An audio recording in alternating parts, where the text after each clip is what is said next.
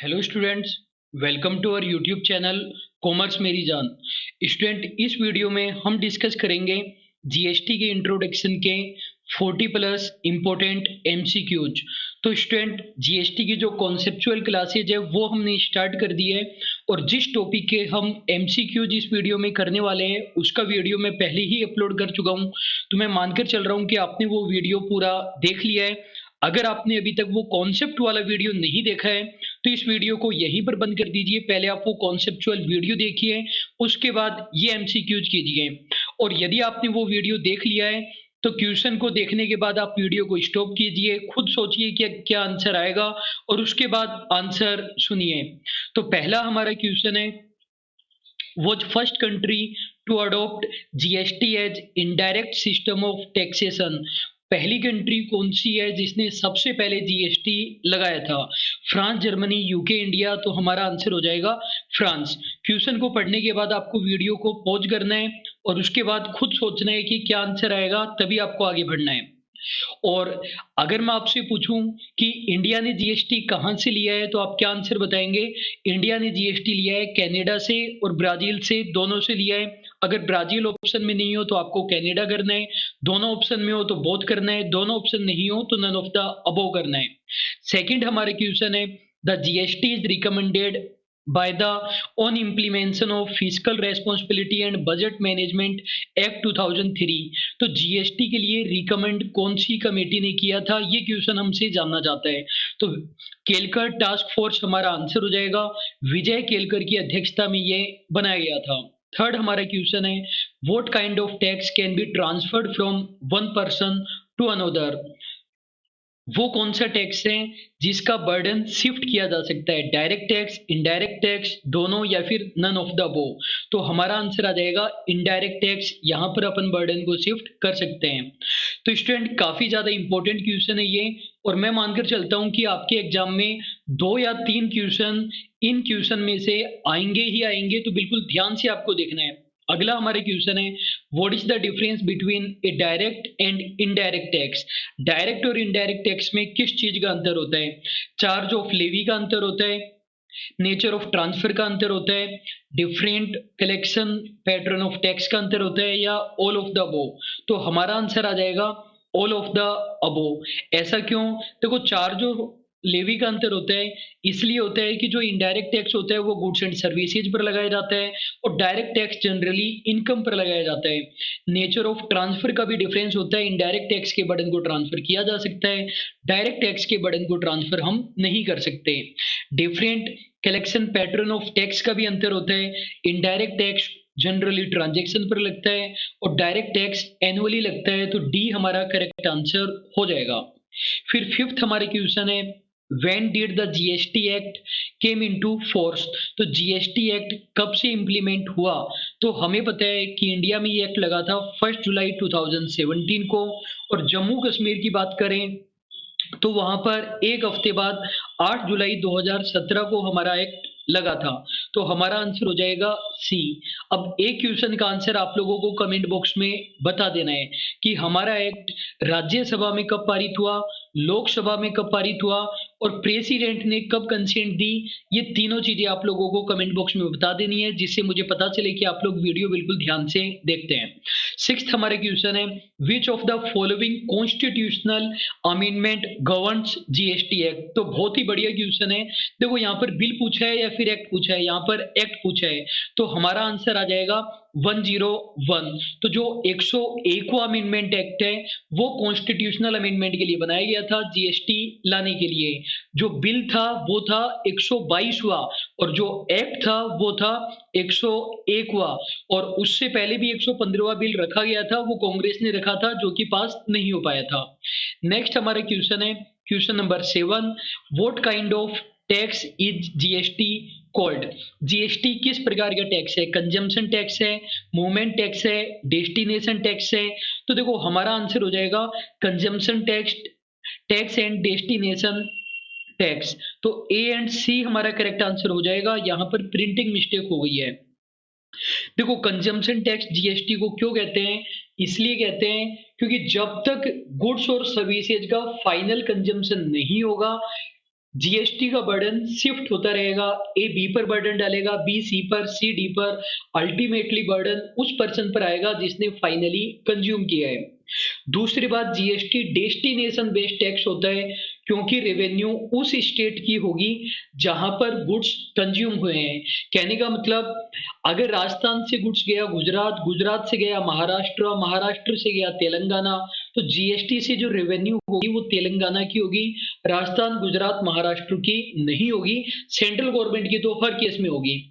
अगला हमारे क्वेश्चन है question number 8, which of the following is the main motive of the government behind the introduction of GST. Government GST act लेकर ही क्यों आई, GST लाने के पीछे गवर्नमेंट का क्या पर्पस था, क्या रीजन थे जिनकी वजह से जीएसटी लाना पड़ा। तो देखो, पहला ऑप्शन है यूनिफॉर्मिटी लाने के लिए गवर्नमेंट ये एक्ट लेकर आई है, या फिर गवर्नमेंट की रेवेन्यू बढ़ाने के लिए लेकर आई है, या फिर सभी इनडायरेक्ट टैक्स को रिप्लेस करना चाहती थी। तो ऑल द अबव हमारा आंसर हो जाएगा। यूनिफॉर्मिटी का मतलब, पहले हर स्टेट में अलग अलग टैक्स की रेट होती थी, अब पूरे इंडिया में सेम रेट हो गई है। गवर्नमेंट की भी रेवेन्यू बढ़ेगी क्योंकि ज्यादा लोग टैक्स के दायरे में आएंगे, और बहुत सारे इनडायरेक्ट टैक्स खत्म हो गए और उसकी जगह सिंगल जीएसटी आ चुका है। नेक्स्ट हमारे क्वेश्चन है question number 9, which article of constitution outlines the composition and function of GST council. तो मैंने आपको कल या फिर आज ही, यदि आपने वीडियो देखा है तो आज मैंने आपको 3 आर्टिकल याद कराए थे। आर्टिकल नंबर 246, आर्टिकल नंबर 246 ए और 279 ए। तो जो आर्टिकल 279 ए है हमारा जीएसटी काउंसिल के रिगार्डिंग होता है। नेक्स्ट हमारे क्वेश्चन है, GSTN is a, GST network क्या है, नॉन प्रॉफिट ऑर्गेनाइजेशन है, प्रॉफिट ऑर्गेनाइजेशन है, नन ऑफ द अबव है, 1% कंपनी है। तो ये हो जाएगा ए, नॉन प्रॉफिट ऑर्गेनाइजेशन, या ज्यादा बढ़िया तरीके से कहें तो नॉन प्रॉफिट मेकिंग कंपनी। तो इसका सेक्शन भी आप लोग कमेंट बॉक्स में बता देंगे कि नॉन प्रॉफिट मेकिंग कंपनी का सेक्शन कौन सा होता है, कंपनीज एक्ट का सेक्शन आपको बताना है। अगला हमारा क्वेश्चन है question number 11, from the following who will be the members of the GST council. GST council के मेंबर्स कौन होते हैं ये आपको बताना है। तो देखो, union finance minister of state in charge of revenue और finance, chief minister of state. तो हमारा आंसर हो जाएगा 1 एंड 2, बी हमारा करेक्ट आंसर हो जाएगा। अब यदि आप ये सोच रहे हैं कि यूनियन फाइनेंस मिनिस्टर तो चेयरमैन होता है, मेंबर नहीं होता है, तो मैं आपको बता दूं चेयरमैन भी मेंबर ही होता है। जो चेयरमैन है वो ऑब्वियसली मेंबर तो होगा ही होगा। तो जो यूनियन फाइनेंस मिनिस्टर है वो भी हो जाएगा, और जो स्टेट फाइनेंस मिनिस्टर है वो भी हो जाएंगे। स्टूडेंट, मैं आपको फिर से बता दूं कि इन सभी क्वेश्चन का कॉन्सेप्चुअल वीडियो हम लोग अपलोड कर चुके हैं। पहले आपको वो वीडियो देखना चाहिए, उसके बाद क्वेश्चन देखने चाहिए। कुछ स्टूडेंट की आदत खराब होती है, वो लोग डायरेक्टली एमसीक्यू याद करना चाहते हैं, ये बहुत गलत आदत है। इससे आप लोगों के एग्जाम में मार्क्स नहीं आ पाएंगे। आप एमसीक्यू नहीं करें तो चल जाएगा, लेकिन कॉन्सेप्चुअल वीडियो देखने ज्यादा जरूरी है। अगला हमारा क्वेश्चन है, who amongst the following will be considered as the chairman of GST council. GST council का चेयरमैन कौन होता है? तो अभी मैंने आपको बताया यूनियन फाइनेंस मिनिस्टर हो जाएगा। आपको वीडियो को पॉज करना है और खुद आंसर सोचना है। अगला हमारा क्वेश्चन है, which of the following function are performed by the GST network. तो ये जो जीएसटीएन कंपनी होती है ये क्या क्या फंक्शन परफॉर्म करती है? फैसिलिटेटिंग रजिस्ट्रेशन, रजिस्ट्रेशन में हेल्प करती है, computation and settlement of IGST करती है, matching the tax payment details with banking network करती है, या ऑल द अबव। तो ऑल द अबव हमारा करेक्ट आंसर हो जाएगा। पीडीएफ भी हमने हमारे टेलीग्राम चैनल पर प्रोवाइड करा दिया है, न केवल उन नोट्स की बल्कि एमसीक्यूज की भी, तो उनसे आप एक बार रीडिंग जरूर लगा लेंगे। अगला हमारा क्वेश्चन है, what does dual GST concept mean. बहुत बढ़िया क्वेश्चन है। ड्यूल जीएसटी कॉन्सेप्ट इंडिया में लगता है, तो ड्यूल जीएसटी का मतलब क्या है? सी जीएसटी और आईजीएसटी लग रहा है, ये मतलब है। एस जीएसटी और आईजीएसटी लग रहा है, ये मतलब है। सी जीएसटी और एस जीएसटी लग रहा है, ये मतलब है, या नन ऑफ द अबव। तो सी हमारा करेक्ट आंसर हो जाएगा। नेक्स्ट हमारे क्वेश्चन है, what kind of taxes are subsumed under GST. GST आने से कौन कौन से टैक्सेस खत्म हो गए हैं ये आपको बताना है। तो कल मैंने आपको याद कराया था कि 6 प्रकार के टैक्सेज हैं, वो जीएसटी आने से खत्म नहीं हुए हैं। उसके अलावा सभी प्रकार के इनडायरेक्ट टैक्स जीएसटी आने से खत्म हो गए हैं। तो जो जो खत्म नहीं हुए हैं वो आपको याद करने हैं। तो देखो क्या क्या खत्म नहीं हुए हैं। जो बेसिक कस्टम ड्यूटी है वो खत्म नहीं हुई है, जो एडिशनल वाली है और जो स्पेशल वाली है वो खत्म हो गई है, बेसिक वाली नहीं हुई है। अगली बात, जो लोकल अथॉरिटी एंटरटेनमेंट टैक्स लगाते हैं वो नहीं हुए हैं। अगली बात, जो प्रॉपर्टी टैक्स लगता है और स्टाम्प टैक्स लगता है वो नहीं हुआ है।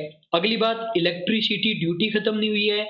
लीकर यानी शराब पर एक्साइज और वैट लगता रहेगा, लीकर पर कभी भी जीएसटी नहीं लगेगा। अगली बात, जो 5 प्रकार के पेट्रोलियम प्रोडक्ट है उन पर जीएसटी लगेगा, लेकिन जीएसटी काउंसिल रिकमेंड करेगी सेंट्रल गवर्नमेंट को और सेंट्रल गवर्नमेंट डेट नोटिफाई करेगी तब लगेगा, लेकिन अभी तक नहीं लग रहा है।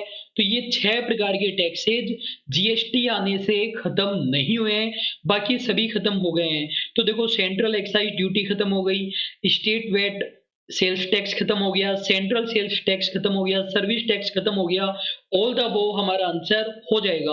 आपके एग्जाम में 4 ही ऑप्शन आएंगे, यहाँ पर मैंने कुछ क्वेश्चन में 5 ऑप्शन दिए हैं, कुछ में 2 ऑप्शन दिए हैं, जिससे आपकी प्रिपरेशन ज्यादा बढ़िया हो सके।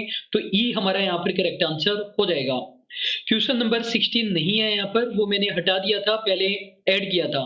तो डायरेक्ट हमारा 15 के बाद क्वेश्चन नंबर 17 है, which of the following good will not be covered under the GST act. कौन सा गुड्स जीएसटी एक्ट के अंदर नहीं आएगा? Cooking gas, liquor, petrol, B and C. तो बी एंड सी हमारा करेक्ट आंसर हो जाएगा। नेक्स्ट हमारा क्वेश्चन है, GST is levied on the supply of all goods and services except. ये बोल रहा है जीएसटी सभी प्रकार के गुड्स एंड सर्विसेज पर लगता है, एक्सेप्ट मतलब किस पर नहीं लगता है? Alcoholic liquor for human consumption, tobacco, health care services, all the above. तो ध्यान रखना आंसर हमारा ए आएगा। ऑल द अबव मत कर देना, ये मत सोचना कि टोबाको वगैरह हानिकारक चीजें हैं तो इन पर भी नहीं लगता होगा, ऐसा नहीं है। टोबाको पर तो जबकि हमारा जीएसटी भी लगता है और एक्साइज भी लगता है, दोनों चीजें लगती है। फिर 17 के बाद 18, 19, 20 नहीं है, डायरेक्ट हमारा क्वेश्चन नंबर 21 है, who will notify the rate of tax to be levied under CGST। जो रेट है सीजीएसटी की वो कौन नोटिफाई करेगा, ये क्वेश्चन जानना चाहता है। जो सीजीएसटी है उसकी रेट कौन नोटिफाई करेगा? सेंट्रल गवर्नमेंट नोटिफाई करेगी सुमोटो। सुमोटो का मतलब होता है वॉलेंट्री। वॉलेंट्री यानी अपनी मर्जी से, जब सेंट्रल गवर्नमेंट की मर्जी होगी तब नोटिफाई कर देगी। अगला है central government, state government notify करेगी सुमोटो, या जीएसटी काउंसिल नोटिफाई करेगी सुमोटो, या central government as per recommendation of GST council notify करेगी। तो डी हमारा करेक्ट आंसर हो जाएगा। एक खास बात आपको ध्यान रखनी है, जीएसटी काउंसिल कुछ भी नोटिफाई नहीं कर सकती, वो केवल रिकमेंडेशन देती है, जो करेगा गवर्नमेंट करेगी। जीएसटी काउंसिल सेंट्रल गवर्नमेंट को भी रिकमेंड करती है और स्टेट गवर्नमेंट को भी रिकमेंड करती है, लेकिन यहां पर बात सीजीएसटी की हो रही है, central goods and service tax की हो रही है, तो ऑब्वियसली सेंट्रल गवर्नमेंट ही नोटिफाई करेगी। नेक्स्ट हमारा क्वेश्चन है question number 22, the proceeds of GST compensation cess act leviable under section 8 shall be distributed among state as and when collected।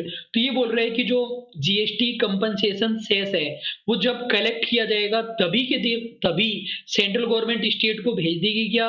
नहीं भैया, तब नहीं भेजेगी। जो जीएसटी काउंसिल है ना, वो सेंट्रल गवर्नमेंट को बताएगी कि स्टेट्स को कितना कंपनसेशन देना चाहिए, कितना नहीं देना चाहिए, और बाद में सेंट्रल गवर्नमेंट डिस्ट्रीब्यूट करेगी, हाथों हाथ डिस्ट्रीब्यूट नहीं होगा।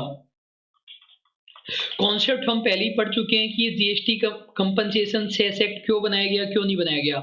अगला हमारा क्वेश्चन नंबर 23 है, if A state losses revenue because of the violation of central sales tax, central government will pay compensation in the form of GST compensation cess for।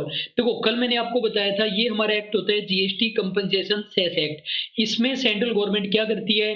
देखो, states ये कहकर विरोध कर रहे थे कि आप है ना जीएसटी मत लेकर के आओ, जीएसटी आने से हमें नुकसान होगा, हमारा तो वही वैट और सेल्स टैक्स चलने दो। तो सेंट्रल गवर्नमेंट ने गारंटी दी थी कि आपको जो भी नुकसान होगा उसकी भरपाई हम कर देंगे। तो कितने साल की गारंटी है? 5 साल की गारंटी है। वेरी वेरी इंपॉर्टेंट क्वेश्चन है ये। अगला क्वेश्चन नंबर 24 है हमारा, which of the following statement is incorrect, इनमें से इनकरेक्ट स्टेटमेंट कौन सा है? GST is based on the principle pay as you earn, जो जीएसटी है वो अर्निंग कैपेसिटी के अकॉर्डिंग लगता है। अगला जीएसटी डेस्टिनेशन बेस्ड टैक्स है। अगला GST is technically paid by consumer but it's actually funded by supplier, ये बोल रहे हैं जो जीएसटी का पेमेंट है ना, पेमेंट तो कंज्यूमर करेगा गवर्नमेंट को और बाद में उसको पैसे मिल जाएंगे सप्लायर से। तो इसमें करेक्ट पूछा है, बी हमारा करेक्ट आंसर हो जाएगा। ए आपको पता है बिल्कुल गलत है। जो ए वाले में बात बोल रहे हैं वो तो इनकम टैक्स पर अप्लाई होती है, और जो सी वाले में बात बोल रहे हैं वो अपोजिट बात बोल रहे हैं, पेमेंट सप्लायर करता है और बॉन्ड किया जाता है कंज्यूमर के द्वारा। अगला हमारे क्वेश्चन है question number 25, whether IGST revenue is to be apportioned to state, IGST का जो पेमेंट आएगा उसमें से कुछ हिस्सा स्टेट्स को भी मिलेगा या नहीं मिलेगा, ये क्वेश्चन जानना चाहता है। मिलेगा या नहीं मिलेगा, पहले बोल रहा है नो, दूसरे में बोल रहा है यस, और ओरिजिन स्टेट को मिलेगा। ओरिजिन स्टेट का मतलब जहां पर गुड्स बना था वह उसको मिलेगा। फिर बोल रहा है यस, लेकिन डेस्टिनेशन स्टेट को मिलेगा जहां पर गुड्स कंज्यूम हुआ है। फिर अगली बात बोल रहा है कि पार्लियामेंट की मर्जी है कौन सी स्टेट को दे किसको नहीं दे, तो हमारा आंसर हो जाएगा C, GST destination based tax है। आईजीएसटी मैंने बताया था इंटर स्टेट सप्लाई पर लगता है। CGST plus SGST is equal to IGST, और आईजीएसटी में से कुछ पैसा डेस्टिनेशन स्टेट को मिलेगा। कितना मिलेगा सेंट्रल गवर्नमेंट बताएगी on the recommendation of GST council. Student आप लोग एक खास बात देख रहे होंगे जीएसटी में हमारे 90% क्वेश्चन कॉन्सेप्चुअल क्वेश्चन है। ऐसे क्वेश्चन है यदि आपने समझ लिया है तो ज्यादा आपको याद करने की जरूरत नहीं है, फैक्चुअल क्वेश्चन नहीं है। जबकि इनकम टैक्स में तो हमें फिर भी याद करना पड़ता है कितना डिडक्शन मिलेगा कितना नहीं मिलेगा। जीएसटी में याद करने का ज्यादा नहीं है, एक बार यदि आपने अच्छे से समझ लिया तो आपको ध्यान रह जाएगा। अगला हमारे क्वेश्चन है question number 26, who will legislate GST law, GST law को लेगिस्लेट कौन करेगा? स्टेट लेगिस्लेचर, पार्लियामेंट, बोथ, या फिर डिपेंड करेगा नेचर ऑफ सप्लाई पर। तो हमारा आंसर आ जाएगा बोथ। बोथ क्यों आएगा? देखो मैंने बताया था जीएसटी के लिए सीजीएसटी एक्ट बनाया गया है, एसजीएसटी एक्ट भी बनाया गया है, यूटीजीएसटी एक्ट भी बनाया गया है, और वो सेस वाला एक्ट बनाया है। तो देखो जो सीजीएसटी है वो तो सेंट्रल गवर्नमेंट ने बनाया है, पार्लियामेंट में बनाया है, और जो एसजीएसटी और यूटीजीएसटी है वो तो स्टेट लेजिस्लेचर में बनाया है। तो दोनों ही पार्लियामेंट और स्टेट लेजिस्लेचर दोनों मिलकर लेजिस्लेट कर रहे हैं जीएसटी लॉ को, कल हमने काफी डिटेल में देखा था। अगला हमारे क्वेश्चन है प्रेजेंटली जीएसटी लॉ या फिर एक्ट एक्सटेंड्स टू, जो जीएसटी एक्ट है वो कहां लगता है? All states except J and K, all state except as well as union territory, all state except the state of J&K and all union territory, all state except state of Telangana but including union territory। तो हमारा answer आ जाएगा B, all state as well as union territory, सभी state में लगेगा, सभी union territory में लगेगा, जम्मू कश्मीर में भी लगेगा। अब तो जम्मू कश्मीर भी नॉर्मल यूटी के जैसे ही है। अगला हमारे क्वेश्चन है the recommendation of the recommendation of GST council will be, जो जीएसटी काउंसिल है उसकी रिकमेंडेशन मैंडेटरी होती है या एडवाइजरी होती है? कभी मैंडेटरी कभी एडवाइजरी होती है, स्टेट्स पर मैंडेटरी होती है। हमारा आंसर आ जाएगा एडवाइजरी, क्योंकि ये रिकमेंडेशन है और रिकमेंडेशन मानना कंपलसरी नहीं होता है। अगला हमारे क्वेश्चन है which of the following states does not fall under the special category given under article 279A of constitution.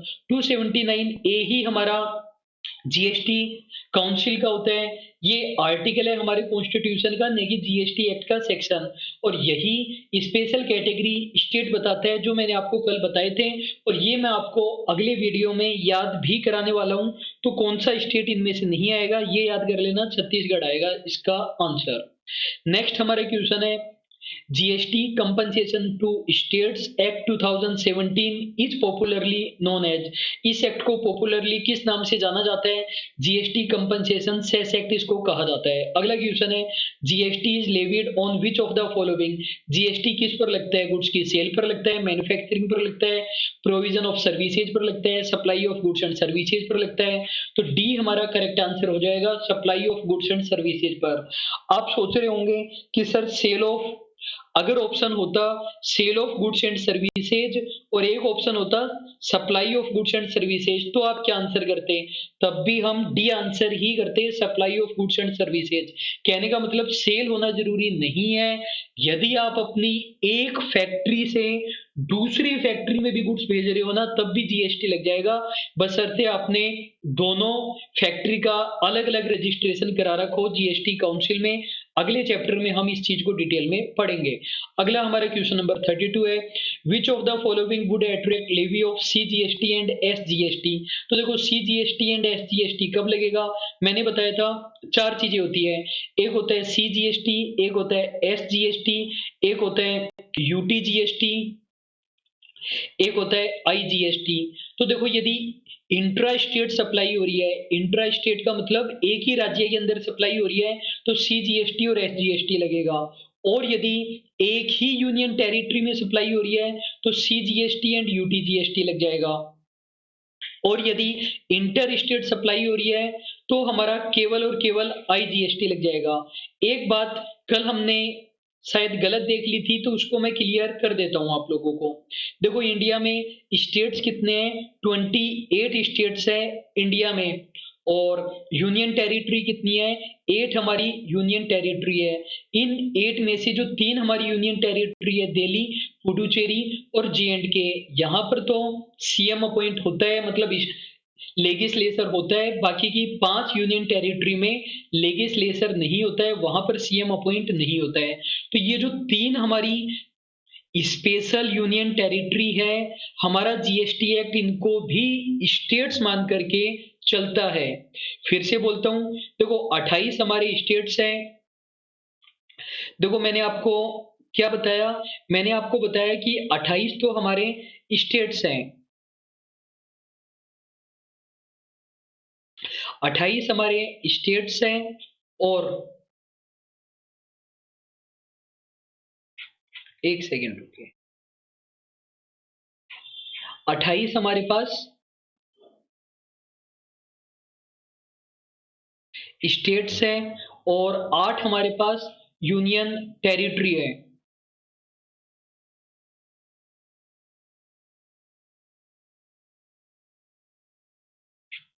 तो देखो 28 हमारे पास स्टेट है, 8 हमारे पास यूनियन टेरिटरी है।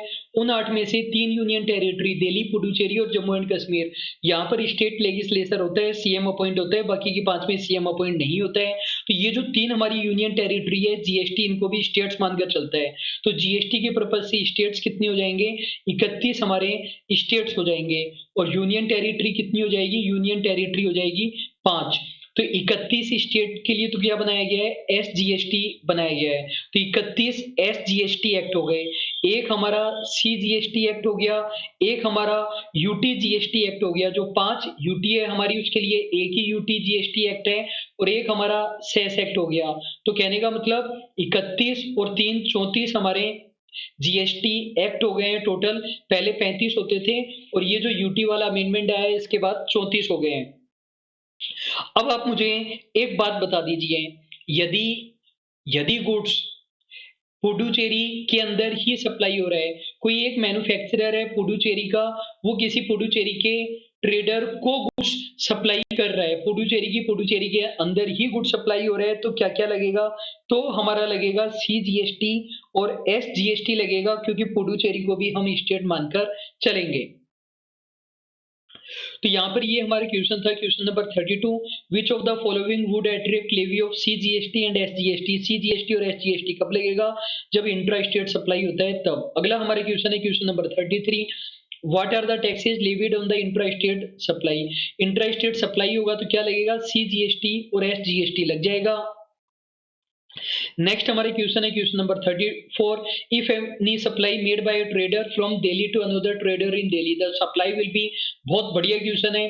दिल्ली का एक ट्रेडर है, वो दिल्ली के ही दूसरे ट्रेडर को सप्लाई कर रहा है, तो क्या लगेगा, सीजीएसटी एंड एसजीएसटी लगेगा, सीजीएसटी एंड यूटीजीएसटी लगेगा, आईजीएसटी लगेगा, एसजीएसटी एंड यूटीजीएसटी लगेगा। यदि आप आंसर बी बता रहे हैं तो गलत बता रहे हैं, आंसर आएगा ए, क्योंकि जो दिल्ली है उसको जीएसटी के पर्पज से स्टेट ही माना जाएगा, क्योंकि वहां पर सीएम अपॉइंट होता है। अगला हमारा क्वेश्चन है which of the following supplies will be classified as inter state supply, इनमें से किनको इंटर स्टेट सप्लाई कहा जाएगा। तो आप मेरी बात देखो ध्यान से सुनिए, यदि यदि दो अलग अलग स्टेट में सप्लाई हो रहा है तो इंटर स्टेट सप्लाई कहेंगे। एक स्टेट है एक यूटी है तो भी इंटर स्टेट सप्लाई कहा जाएगा। दो अलग अलग यूटी है तो भी इंटर स्टेट सप्लाई कहा जाएगा। यदि हम गुड्स को इंपोर्ट कर रहे हैं, ध्यान से सुनना ये बात, यदि हम गुड्स को इंपोर्ट कर रहे हैं तो भी उसको इंटर स्टेट सप्लाई मानकर चलते हैं। जीएसटी के पर्पज से इंपोर्ट पर भी जीएसटी लगता है, उसको ये इंटर स्टेट सप्लाई बोलते हैं। तो ये चार चीजें इंटर स्टेट सप्लाई होती है। तो पहले में बोल रहे हैं supply with in the same state, तो ये नहीं आएगा क्योंकि इन्होंने पूछा है इंटर स्टेट सप्लाई। फिर बोल रहे हैं supply with in the same UT, ये भी नहीं आएगा। Supply between two different state या टू डिफरेंट यूनियन टेरिटरी, ये हमारा करेक्ट आंसर हो जाएगा सी।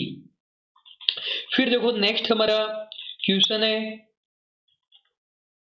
Question number 37, the item which will be taxable both under current central excise law and GST even after the implementation of GST.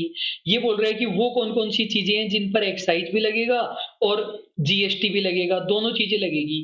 तो देखो मैंने आपको ना एक टेबल बताई थी, उसमें मैंने क्या बताया था, देखो एक तो लीकर के लिए, एक पेट्रोलियम प्रोडक्ट, 5 पेट्रोलियम प्रोडक्ट थे, फिर एक मैंने आपको बताया था जो हमारे टोबैको प्रोडक्ट होते हैं उनके लिए, और फिर बाकी के अदर गुड्स थे।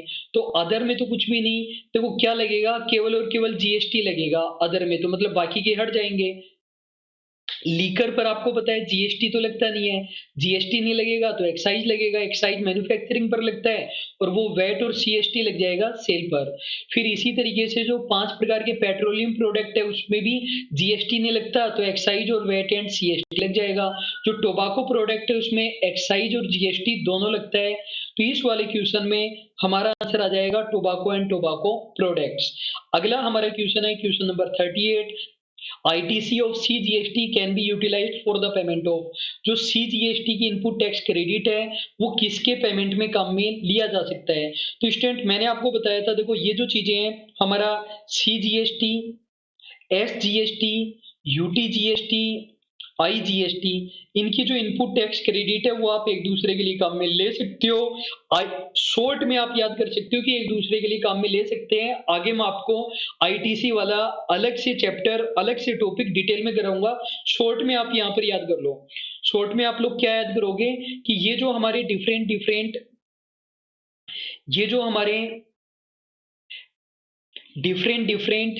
एक्ट है, सीजीएसटी, एसजीएसटी, यूटीजीएसटी और आईजीएसटी, इनकी इनपुट टैक्स क्रेडिट को आप एक दूसरे के लिए काम में ले सकते हो, लेकिन पहले खुद के लिए काम में आएगा। सीजीएसटी पहले खुद के लिए काम में आएगा फिर किसी और चीज के लिए काम में आएगा। तो ये बोल रहे हैं कि जो सीजीएसटी की जो आईटीसी वो पहले किसके लिए काम में आएगी, पहले सीजीएसटी के लिए काम में आएगी। अगला हमारे क्वेश्चन है क्वेश्चन नंबर 39, बोल रहा है ITC of SGST can be utilised for the payment of. SGST की जो आईटीसी है वो किसके लिए काम में आएगी, केवल सीजीएसटी के लिए, केवल एसजीएसटी के लिए, पहले सीजीएसटी के लिए फिर आईजीएसटी के लिए, पहले एसजीएसटी के लिए फिर आईजीएसटी के लिए। तो डी हमारा करेक्ट आंसर हो जाएगा। पहले खुद के लिए काम में लेंगे फिर किसी और के लिए काम में लेंगे, पहले खुद को बचाओ फिर अपन दूसरों को बचाएंगे। तो एग्जाम में भी आपको यही करना है, पहले खुद का पेपर कर लेना फिर किसी और को बताना। अगला हमारा क्वेश्चन है ITC of IGST can be utilised for the payment of. IGST की इनपुट टैक्स क्रेडिट है किसके लिए काम में लोगे, केवल सीजीएसटी के लिए, केवल एसजीएसटी के लिए, पहले सीजीएसटी के लिए फिर एसजीएसटी के लिए, पहले आईजीएसटी के लिए फिर सीजीएसटी के लिए फिर एसजीएसटी के लिए। डी हमारा करेक्ट आंसर हो जाएगा। वैसे इनपुट टैक्स क्रेडिट का हम डिफरेंट चैप्टर पढ़ेंगे। नेक्स्ट हमारा क्वेश्चन है for the purpose of GST law the territory of India shall taken be cover of following. देखो इस क्वेश्चन में ये क्या जानना चाहता है, ये इंडिया की डेफिनेशन पूछ रहा है कि इंडिया किसे कहते हैं। तो ऑल द अबव हमारा करेक्ट आंसर हो जाएगा। इंडिया न केवल जमीन है बल्कि समुद्र में भी लाइन बिछा के रखते हैं वो भी इंक्लूडेड है, और एयर भी तय की हुई है कि आसमान में कितने ऊपर तक इंडिया है। अगला हमारे क्वेश्चन है question number 42, which of the following is not the role of GSTN in the GST regime. तो ये जो जीएसटीएन है, goods and service tax network, ये जो हमारी सेक्शन 8 एनपीसी कंपनी है, ये क्या करती है? पहले पॉइंट में बोल रहे हैं facilitating registration, forwarding return to central and state authority. Registration में हेल्प करती है और सेंट्रल और स्टेट अथॉरिटी के पास रिटर्न भेजती है। बी में बोल रहे हैं, ये बोल रहे हैं कौन सा ये काम नहीं करती है, ये जानना चाहते हैं। फिर बोल रहे हैं computation and settlement of IGST, matching tax payment details with the banking network. फिर बोल रहे हैं प्रोवाइडिंग प्लेटफॉर्म फॉर लिटिगेशन। फिर बोल रहे हैं providing various MIS report to central and state government, providing analysis of tax. तो सी हमारा करेक्ट आंसर हो जाएगा। लिटिगेशन का मतलब है, लिटिगेशन का मतलब है कि डिस्प्यूट होगा तो यही की यहीं पर सोल्व हो जाएगा, यही की यहीं पर सोल्व नहीं होगा, कोर्ट में जाना पड़ेगा। नेक्स्ट हमारे क्वेश्चन है question number 46। Alcoholic liquor for human consumption is subjected to. तो जो लिकर होती है, शराब होती है, उस पर क्या लगेगा? एक्साइज ड्यूटी लगेगी, central sales tax and value added tax लगेगा, बोथ ए एंड बी लगेगा, ऑल ऑफ द अबो लगेगा। तो देखो यहाँ पर हमारा आंसर आ जाएगा बोथ ए एंड बी। जो लिकर है उस पर जीएसटी तो लगेगा नहीं, तो मैन्युफैक्चरिंग पर तो हमारा एक्साइज लग जाएगा। और जब सप्लाई होगा, और जब सप्लाई होगा तब हमारा सेल्स टैक्स या फिर वैट लग जाएगा। लास्ट हमारा क्वेश्चन है tax subsumed in GST R. GST के अंदर कौन कौन से टैक्स खत्म हो गए हैं? जीएसटी आने के बाद क्या खत्म हो गया? Service tax, luxury tax, VAT, all the above हमारा करेक्ट आंसर हो जाएगा। तो स्टूडेंट, मैं उम्मीद करता हूं कि आपको ये टॉपिक बढ़िया लगा होगा। यदि आप लोगों ने कॉन्सेप्चुअल वीडियो नहीं देखा है तो पहले आप कॉन्सेप्चुअल वीडियो देखेंगे, फिर एमसीक्यू वाला वीडियो देखेंगे और पीडीएफ आप लोग जरूर डाउनलोड कर लेंगे। आपको टेलीग्राम पर सर्च करना है कॉमर्स मेरी जान, सर्च करना है आपको टेलीग्राम पर और हमारा चैनल आप लोगों को मिल जाएगा। आपकी कोई भी क्वेरी वगैरह हो तो आप लोग हमें भेज सकते हैं। वीडियो यदि आपको बढ़िया लगता है तो लाइक कीजिए, चैनल सब्सक्राइब नहीं किया तो चैनल सब्सक्राइब कीजिए। अभी के लिए बस इतना ही। Thank you so much.